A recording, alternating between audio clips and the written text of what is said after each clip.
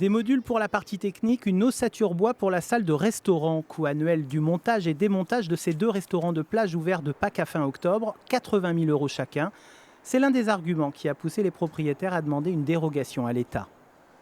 Il y a une époque où l'écologie est au cœur de toutes les discussions.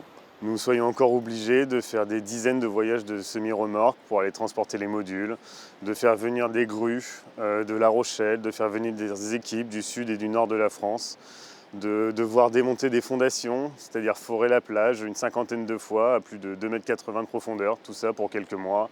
En gardant leur établissement l'hiver, les restaurateurs pourraient envisager d'ouvrir toute l'année grâce à la clientèle locale.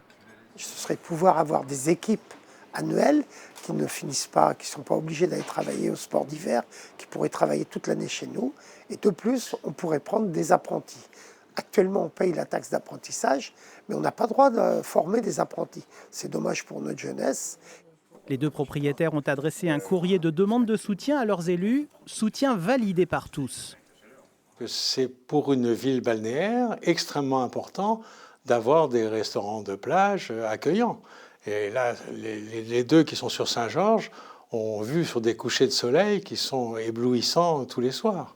Mais du côté de l'État, on reste droit dans ses bottes. Les restaurants de plage sont régis par la loi littorale. Ces règles ne sont pas, je dirais, entre guillemets, sorties du chapeau.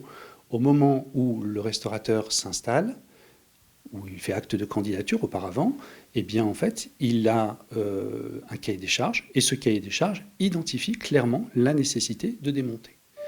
Cette disposition s'applique sur l'ensemble du littoral français. En fait, partout, la loi littorale s'applique. De Saint-Georges-de-Didonne à Royan, commune voisine, 3 restaurants de plage au total sont concernés par cette obligation de démontage. En l'absence de retour du préfet de la Charente-Maritime, ces restaurateurs devront avoir libéré les lieux le 30 novembre prochain à minuit.